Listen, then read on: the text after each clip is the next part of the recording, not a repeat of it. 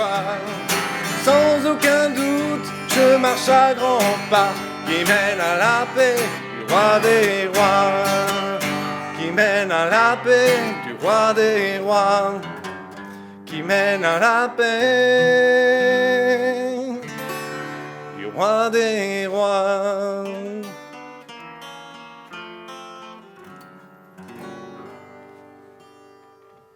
Eh bien, bravo à nos musiciens, c'était magnifique.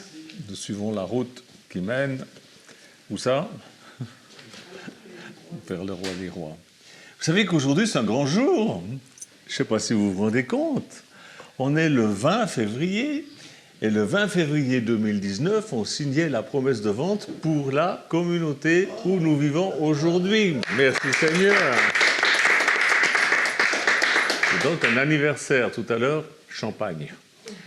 Oui, parce que voilà, nous avons le privilège de pouvoir... Dieu à nous, il nous a permis de boire du champagne.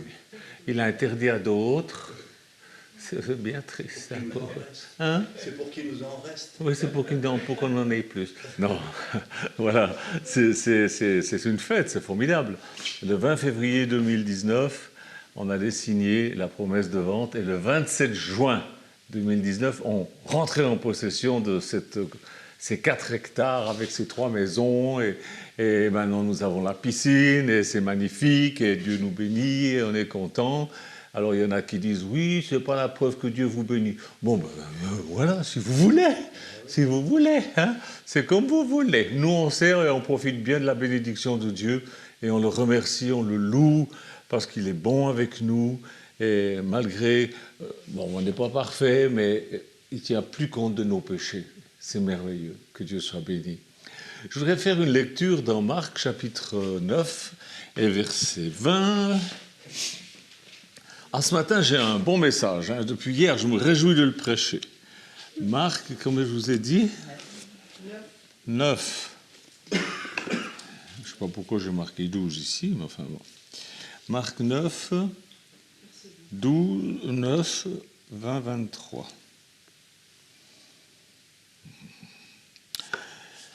On lui amena, c'est-à-dire on amena à Jésus, un jeune homme, un enfant qui avait des problèmes. Et aussitôt que l'enfant le vit, l'esprit le secoua violemment, il tomba par terre et se roulait en écumant. Ça me fait penser à certaines choses. Jésus demanda au Père, depuis combien de temps cela lui arrive-t-il? Depuis son enfance, répondit-il. Souvent, l'esprit l'a jeté dans le feu et dans l'eau pour le faire périr. Mais si tu peux faire quelque chose, laisse-toi émouvoir et viens à notre secours. Jésus lui dit, si tu peux, tout est possible à celui qui croit. Amen. Seigneur, veuille bénir cette parole afin que chaque chrétien puisse saisir ce que j'ai à dire de ta part, afin qu'il soit de bons témoins puissants. Alors, d'où me vient ce message? Comment est-ce que j'ai reçu ce message? Pourquoi je vous prêche ça ce matin? Eh bien, en ce moment, mon frère Philippe Navez, qui vit avec nous depuis presque 40 ans maintenant, en communauté, il est en train de réparer mes ordinateurs. Et hier, je le regardais faire, parce que je suis curieux, je suis étonné, c'est un truc qui me dépasse. Il a une patience angélique. Moi, ces machins-là, ça m'énerve. Je me rappelle déjà quand on était au château, j'avais un ordinateur qui bloquait, qui ne marchait pas, et il y avait notre frère Jean Volkov qui est parti vers le Seigneur maintenant, et il me dit, je lui dis, j'en ai marre, je vais le foutre par la fenêtre. Il me dit, ben, dis-moi quand tu vas le foutre par la fenêtre, je me mettrai en bas pour le ramasser. J'ai pas les programmes dans le cerveau pour comprendre comment ces machins-là, ça marche. Et puis, je n'ai même pas envie d'apprendre. Ça me casse les pieds. Voilà, ça m'énerve. Quand ça ne marche pas, voilà. Alors, j'ai regardé Philippe, qui utilisait la souris de mon ordinateur, et il cliquait sur des icônes, des machins. Je ne savais même pas qu'il y avait ça sur mon ordinateur. Et ça m'a fait penser à une chose. Et je pense que ça va vous aider. À peine vous ouvrez votre bouche à peine vous dites quelque chose, que hop, vous utilisez ce que j'appellerais des méga-programmes qui sont dans votre cerveau. Les méga-programmes sont les organisateurs de vos pensées qui sont dans votre tête, de vos émotions, toutes ces choses. Ce sont des stratégies de fonctionnement qu'on a dans notre cerveau. Et tout ça, ça se passe largement en dehors de notre conscience. Comme moi, avec tous ces... Moi, je ne sais même pas qu'il y avait ça et ça et ça dans mon ordinateur, je n'avais pas conscience. Les méga-programmes qui sont en nous déterminent notre façon de nous comporter, de nous diriger dans notre existence, et ces méga-programmes réagissent, en fait, ils régissent nos réactions face aux expériences que nous vivons. Les méga-programmes nous disent ce qui est important pour nous. Vous avez vu, quand vous cliquez dans un ordinateur, pouf, vous avez un petit écran qui vous dit c'est incompatible avec ceci, ou alors mettez votre mot de passe. Vous avez vu, ben, c'est pareil. Quand on parle, quand on pense, dans notre tête, tout de suite, il y a des choses qui apparaissent. Alors, ils nous disent ce qui est important pour nous. Et alors, on appelle ça les intuitions, on appelle ça des pensées, ce que vous voulez. Et ils nous disent aussi pourquoi c'est important. L'autre jour, j'ai reçu un truc. Si vous ne nous appelez pas à tel numéro, dans 5 minutes, votre ordinateur, il est bloqué, fichu. Oh, j'ai appelé, j'ai parlé avec ce monsieur qui était très gentil au demeurant pendant 2h30, puis à la fin il m'a dit que ça coûtait 390 €. Quand j'ai dit ça à Philippe, il m'a dit « laisse tomber, je m'en occupe ». Vous voyez? Mais il apparaît des choses sur l'écran. Et dans notre tête aussi, il apparaît des idées, des choses, suivant sur quoi on a été appuyé, sur de quoi on a pensé, ça fait des associations d'idées. Vous me suivez, j'espère? C'est juste ou c'est pas juste, Philippe? C'est bien, hein?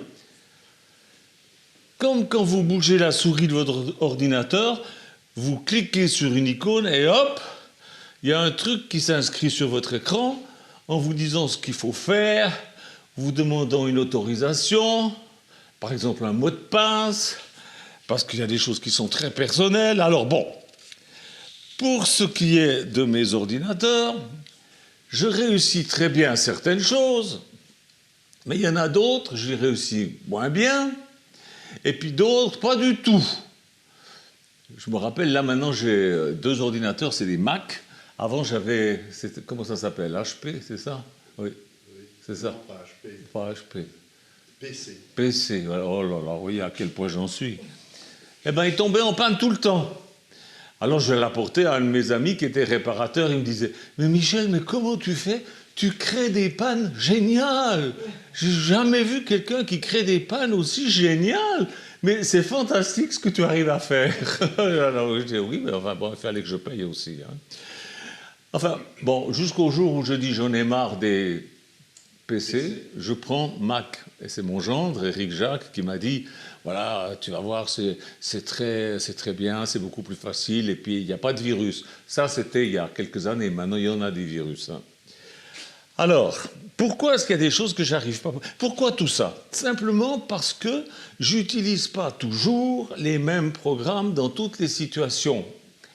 Dans notre cerveau, c'est la même chose. On a plusieurs programmes pour arriver aux mêmes choses. À peu près. Et c'est utile d'apprendre comment fonctionne un ordinateur si on veut pouvoir l'utiliser au maximum de ses possibilités. C'est utile. Et c'est pareil pour notre cerveau. C'est utile de savoir comment ça fonctionne là-dedans pour pouvoir utiliser notre cerveau, nos émotions, toutes ces choses-là, au maximum de leurs possibilités et pour notre bien et le bien des autres. Connaître comment fonctionne notre cerveau nous aide, nous est utile pour faire de bons choix et pour modifier nos tendances négatives. Vous avez vu, des fois on vous dit voilà, il y a tel et tel logiciel, vous pouvez le rajouter à votre ordinateur et ça va améliorer les choses et ça va enlever ce qui...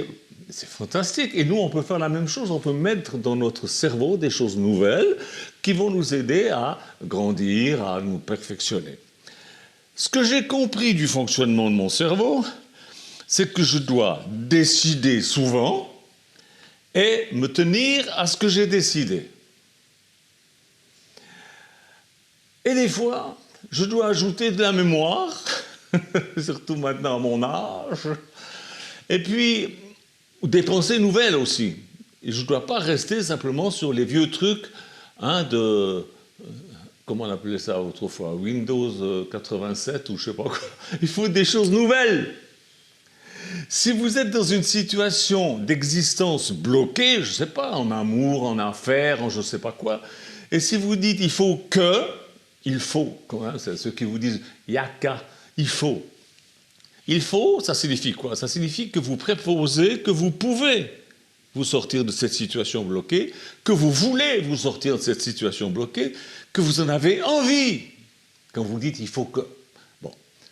Mais les trois programmes, il faut qu'ils marchent ensemble, sinon votre cerveau, il coince, il n'aime pas ça et il va vous bloquer encore davantage. S'il faut, mais que c'est une corvée, là ça coince.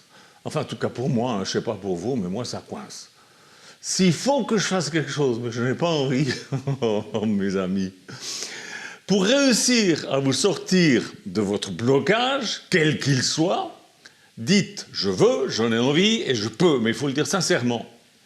Il y a un truc que j'aime faire, et je vous le dis, vous le savez peut-être déjà, c'est un peu de musculation pour m'entretenir, pour être en forme. Mais si je dis « je ne peux pas aller à la salle pour m'entraîner parce que si j'y vais, je ne serai jamais à l'heure pour le repas », qu'est-ce qui se passe? Eh bien, je ne crois pas pouvoir aller au gym pour faire mon sport. Parce que je me suis imposé une règle, ou on m'a imposé une règle. Je ne vais pas pouvoir faire mon sport. Mais si vous me demandez, mais qu'est-ce qui se passerait si tu n'étais pas à l'heure au repas? Ben, je serais obligé de vous dire, rien. Il ne se passerait rien.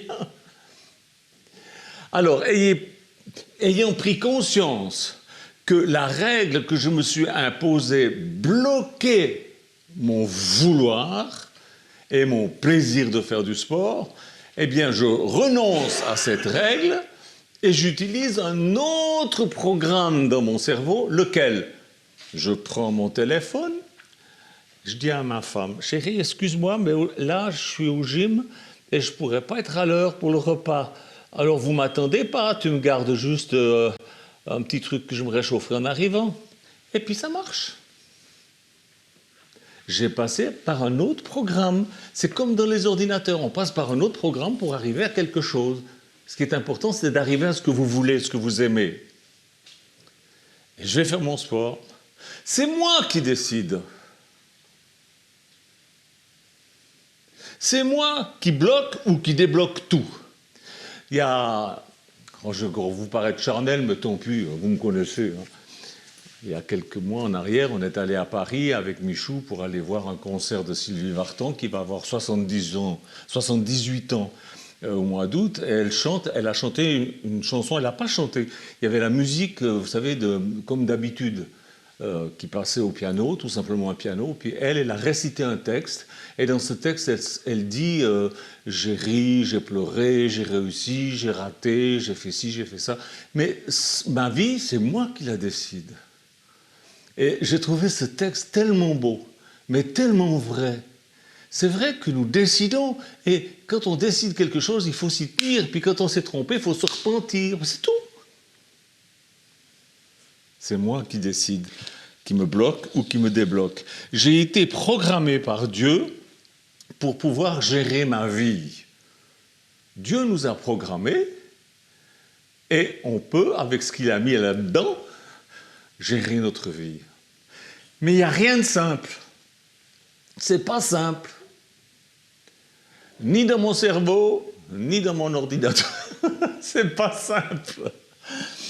Hier, je disais à Philippe, je le regardais, il disait « Ah ben non, c'est pas tout à fait comme ça. » Parce que Philippe, il est un peu comme moi. Quand il bosse sur quelque chose, il dit tout à haute voix. Il disait « Ah non, c'est pas comme ça, il faut que je clique sur le Schermeneu pour qu'il y ait un Stoppelhof. » Et puis, au bout d'un moment, je dis « Écoute, laisse tomber, on s'en fout. C'est trop compliqué. Je vais l'apporter à la FNAC, je vais leur dire « Vous me la rachetez combien ?» Puis j'en achète un autre, et puis on s'en fout.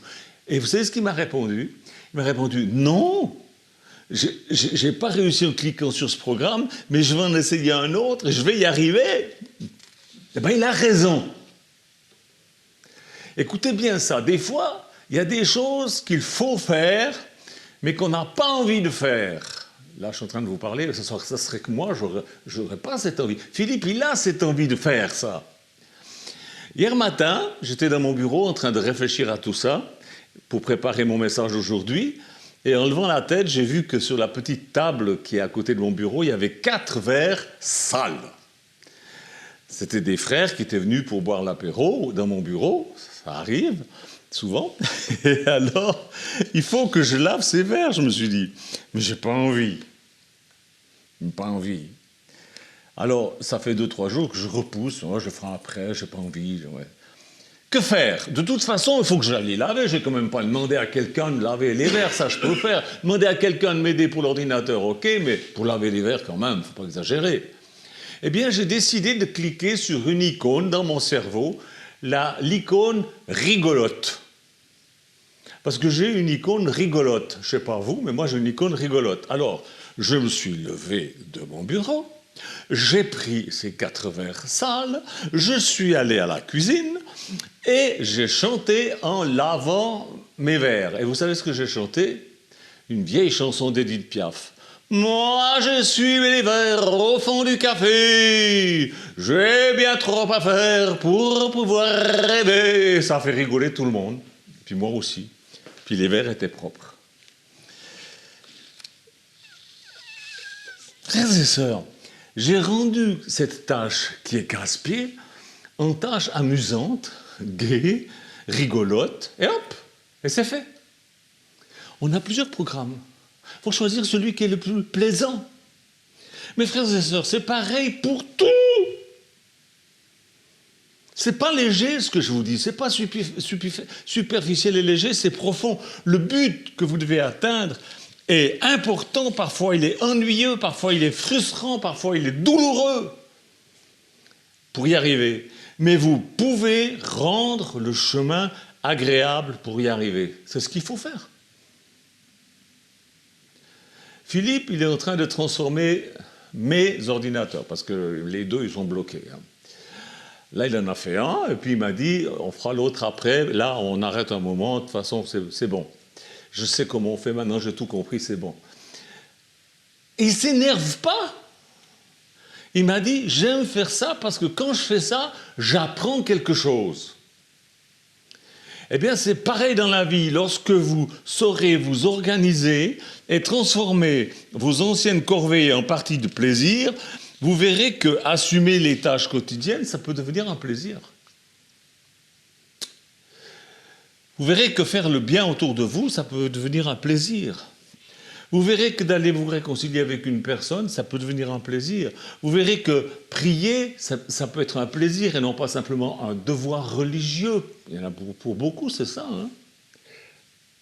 Entreprenez tout parce que vous en avez envie, parce que vous le voulez et parce que vous le pouvez. Tout est possible à celui qui croit. C'est ce que nous avons lu au début. Jésus dit, tout est possible à celui qui croit. Alors on revient à notre texte, je ne vais pas le relire, mais je vais vous faire une paraphrase du texte que nous avons lu. Voyons la scène comme un film. Jésus est en train d'avancer, un papa arrive avec son fils, son grand dadais de fils. Il devait être grand parce qu'il souffrait comme ça depuis qu'il était enfant, donc il devait avoir 15-16 ans, le gamin. Et puis il arrive avec son fils qui est possédé. Et l'homme demande à Jésus, si tu peux le faire, fais un miracle.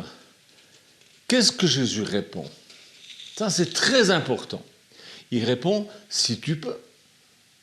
Ça signifie, tu demandes si je peux. Tu demandes si je peux. Bien sûr que je peux. Et pourquoi il peut faire ce miracle? Vous allez me dire, parce qu'il est Dieu, parce que... Donc ça, c'est du spiritualisme à 2 balles. Il peut le faire parce qu'il sait qu'il peut le faire. Parce qu'il a reçu tout pouvoir de la part du Père, il sait qu'il peut le faire. Il dit, tout est possible à celui qui croit, et il sait qu'il peut le faire parce qu'il le sait, point barre. Tout est possible à qui? À celui qui croit. Tout est possible à celui qui croit quoi? Tout est possible à celui qui croit qui? Alors les religieux nous embrouillent et ils nous disent tout est possible à celui qui croit en Jésus-Christ. Mais vous croyez en Jésus-Christ. Et pourtant tout n'est pas possible. Pourquoi? Posez-vous la question. Jésus n'a jamais dit « tout est possible à celui qui croit en moi », en tout cas pas là. Là, dans ce texte, il ne dit pas ça. Il dit « tu demandes si je peux, oui, je peux, parce que je crois que je peux ». Vous me direz « mais il n'a pas dit ça non plus ». Il a dit « tout est possible à celui qui croit ». Et le Père s'associe à Jésus, il dit « je crois ». Puis après, il réalise que sa foi, il vient au secours de mon incrédulité, parce qu'il se sent limité. Pourquoi? Parce que c'est son fils, parce que c'est sa souffrance, parce que ça le touche de près. Alors, on va lire la suite. Vous allez voir, je ne vous raconte pas des histoires.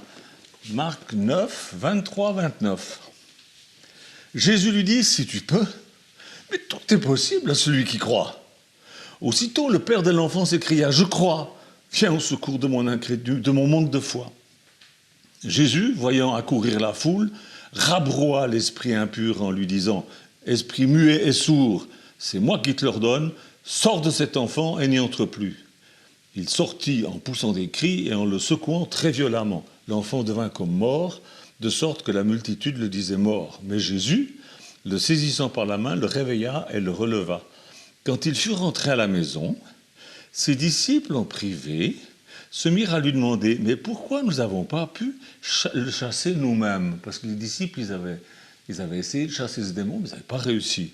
Et il leur dit « Cette espèce-là ne peut sortir que par le jeûne et la prière. » Alors les religieux, là aussi, nous embrouillent et ils nous disent des choses qui m'énervent. La vérité, c'est celle-là. Jésus dit que les disciples ne croyaient pas. D'abord, ils l'avouent eux-mêmes, ils disent on n'a pas pu, pourquoi est-ce qu'on n'a pas pu et tout. Jésus leur dit que c'est parce que vous ne croyez pas. Et le démon qui vous empêche de croire, il ne sort que par la prière et le jeûne. Jésus ne parlait pas du démon du gamin, il parlait du mauvais esprit d'incrédulité qui était dans les disciples, qui avait séduit les disciples, qui obsédait les disciples. Il leur dit, ce mauvais esprit d'incrédulité, il faut que vous le chassiez d'abord par la prière, par le jeûne. Si vous êtes incrédule, si vous arrivez à rien, vous qui m'écoutez, allez prier, allez jeûner, afin que vous puissiez chasser les esprits d'incrédulité personnelle que vous avez dans votre tête, dans votre cœur. Cet esprit, c'est comme un virus dans l'ordinateur. Cet esprit d'incrédulité, c'est comme un virus dans l'ordinateur.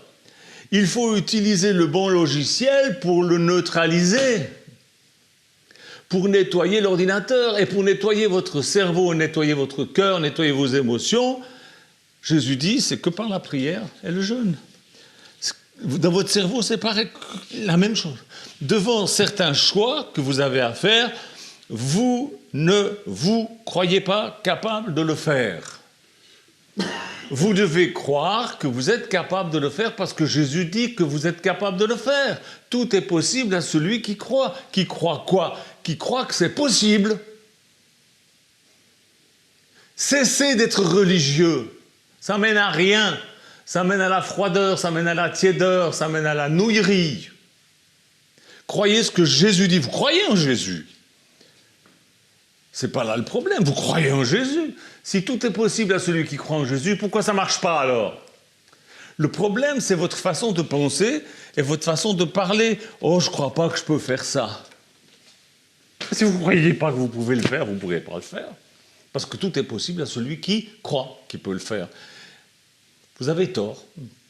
Si vous croyez Jésus, vous croyez ce qu'il dit. Or, il dit, tout est possible à celui qui croit. Lui, Jésus, croyait que tout lui était possible.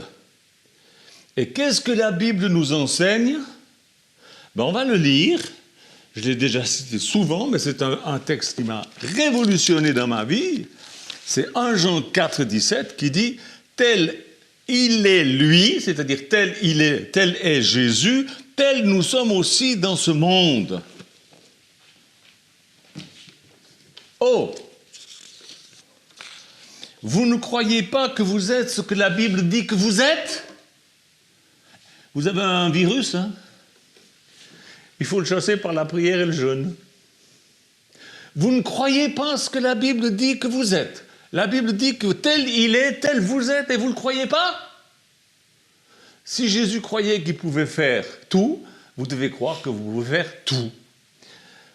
C'est parce que votre cerveau, votre intelligence spirituelle a été parasitée par un virus d'incrédulité.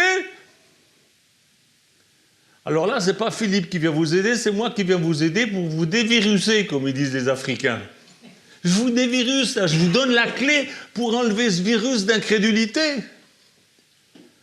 Ce virus d'incrédulité, cette sorte d'esprit-là, ne sort que par le jeûne et la prière. Est-ce que vous avez compris? Là, je suis en train de vous donner des clés très importantes, parce que le monde a besoin de voir des hommes et des femmes témoins de Jésus-Christ. Il y a quelques années, avec Michou, Mélodie était toute petite, on voulait faire construire une maison. Alors on a contacté une entreprise qui nous a donné un rendez-vous pour visiter des maisons témoins. C'était un grand terrain et il y avait une quinzaine de maisons et on pouvait les visiter et choisir celles qu'on voulait faire construire. Qu'est-ce qu'une maison témoin? Eh bien, c'est une maison qu'on visite et qui est exactement la même que celle qu'on désire construire. Voilà ce que c'est une maison témoin. Alors, qu'est-ce qu'une personne témoin de Jésus-Christ?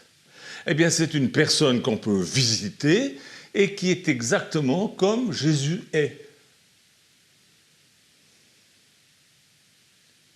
Cette personne témoin, elle donne envie à celui qui visite. Par exemple, si vous êtes un témoin de Jésus-Christ et que quelqu'un crédule vient vous visiter, tout à coup, quand elle vous entend, quand elle vous voit, elle a envie d'être comme vous. Elle a envie, vous êtes une personne témoin, comme une maison témoin. Elle a envie d'avoir cette sorte de vie-là, d'avoir la vie de la personne témoin de Jésus-Christ. C'est ça, être témoin. Voilà ce que c'est qu'être un témoin. Et Jésus nous remplit de son esprit, pas pour qu'on parle en langue. Bien sûr que quand on est rempli du Saint-Esprit, on parle en langue, mais c'est d'une banalité, c'est tellement simple à comprendre. Mais Jésus nous remplit de son esprit pour que nous soyons ses témoins. C'est ce qu'il dit, lui. Alors, moi, je préfère ce qu'il dit plutôt que ce que les religieux disent. Jésus dit, vous recevrez le Saint-Esprit et vous serez mes témoins jusqu'aux extrémités de la terre. Pas seulement en parole, blablabla, blablabla, mais aussi en acte d'amour, en générosité, en bonté et en acte de puissance. Tel il est, tel vous êtes. C'est pourquoi je vous enseigne ce message aujourd'hui, parce que le monde a besoin de voir des témoins, des vrais témoins. Pas de ces gens qui viennent vous dire « Oui, ça c'est un péché, ça il ne faut pas faire, c'est pas bien ça. Ah, puis ça, c'est interdit, la Bible dit qu'il ne faut pas dire ça, c'est pas être un témoin, il n'y a pas de mot, à part un gros mot. Un témoin, c'est quelqu'un qui est comme Jésus était, gentil, plein d'amour, pardonne. Et quand on lui a emmené la femme adultère, est-ce que la femme adultère a demandé pardon? Non, il lui a dit « je te pardonne ». Point. Pardonnez, faites comme Jésus. Aimez, guérissez les malades, faites toutes ces choses, chassez les démons. Je vous enseigne ces choses pour que vous deveniez des témoins. Parce que Jésus a dit, tout est possible à celui qui croit. Tout est possible à celui qui croit que c'est possible. Amen. Soyez bénis au nom du Seigneur Jésus-Christ. Amen.